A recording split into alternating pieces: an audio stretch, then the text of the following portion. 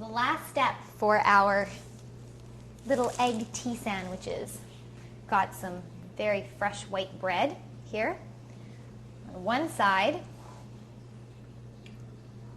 both sides rather, we're just going to put a little bit of butter.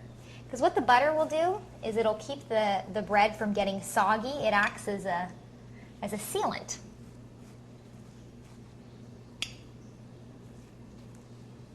Okay.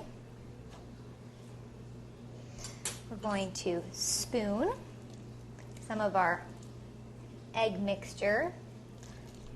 Of course, that's got a little bit of dill in it. Spread that until it's an appropriate thickness.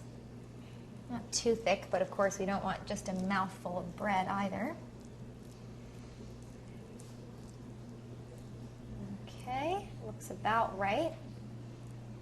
Don't worry about getting the crusts all messy, because of course it's a tea party, so we're going to cut them right off. Okay, put the top right on there. Slice off the crust. I love the shape of this bread. Isn't it great? It's going to give us a really nice, long, little, very fancy little tea sandwich. Okay, and one other side.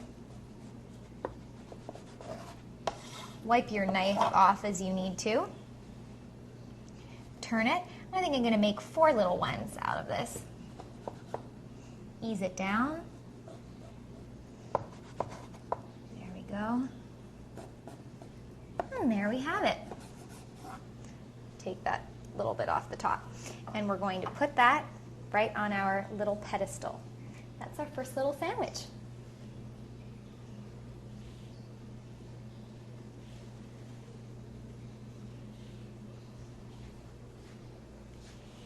Now we're going to go to the cucumber sandwiches.